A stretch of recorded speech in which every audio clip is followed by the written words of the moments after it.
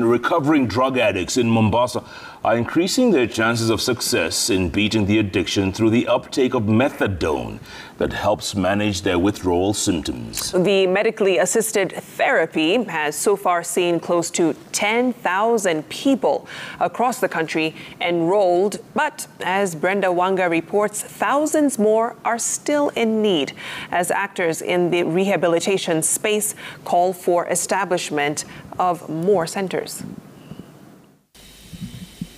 Every morning without fail, 29-year-old Mary Masood and her husband Madi Sulubu Charo make their way to the Miritini Treatment and Rehabilitation Center in Mombasa County.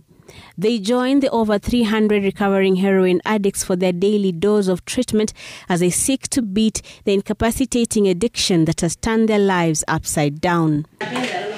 This is one of the county's methadone clinics, treatment centers that help recovering addicts get wind of the harmful drugs that threaten to destroy lives here. This daily dose of methadone, administered as part of the medically assisted therapy for heroin addiction, helps her stay clean as she nurses a pregnancy. This will be her fourth child and the only one born drug-free.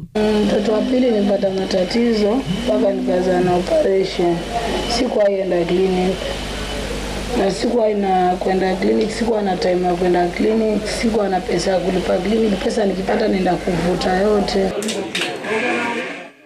This methadone clinic has offered her and her husband a lifeline, not just for their own personal redemption from drugs, but also for their unborn baby.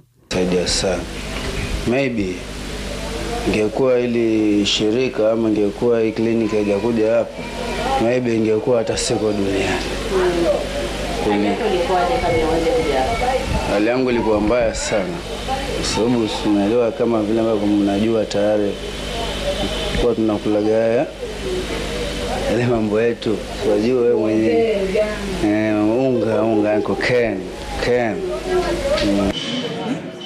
The administration of methadone as part of the rehabilitation of drug users has been going on at the hard-hit coastal region for years now. The therapy involves daily uptake of methadone, a long-acting opioid agonist which is designed to reduce opioid craving and withdrawal and block the effects of opioids. Here at Miritini, it is administered in liquid form depending on each client's stage of addiction or recovery. Heroin method does not cause a high.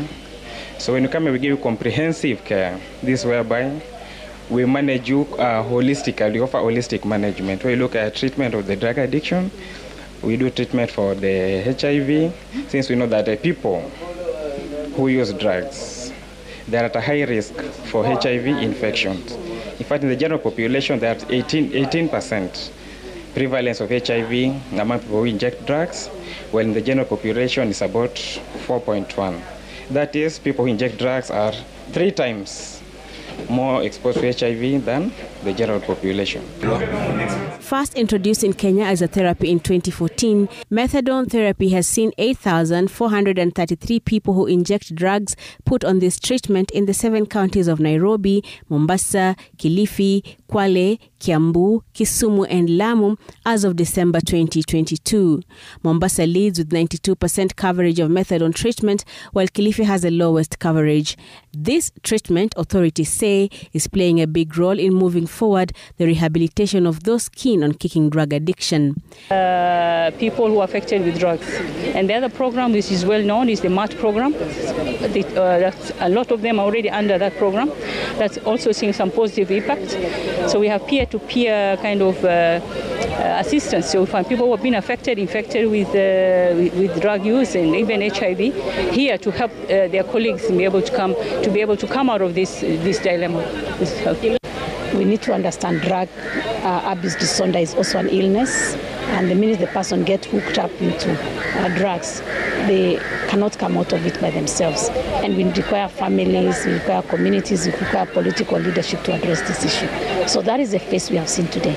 The clinics not only provide the medically assisted therapy, they also provide a safe space for recovering addicts to socialize and share their experiences.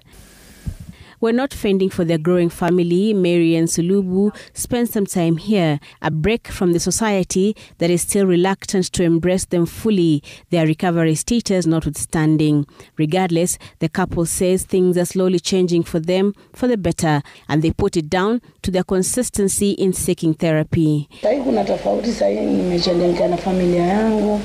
Ananiamini sasa watoto wangu wote wako shule, nimerejesha shule, tulikuwa asomi. Sasa pia naweza ile hata na majirani zangu, naweza fungua hata kibarua changu hapo nje hata kama ni cha kuuza viazi nikafanya. Lakini wakati usikuwa na hiyo time. Kweli mimi natarajia hata mama wangu pia ametulia. Na nampenda na namuona ni mzuri na tutarajia mtoto kama unavyosema na Mungu atusaidie. Siku maisha.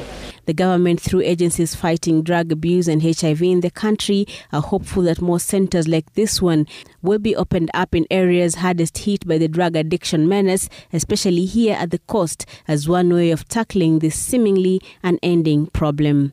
Brenda Wanga, Citizen TV, Mombasa.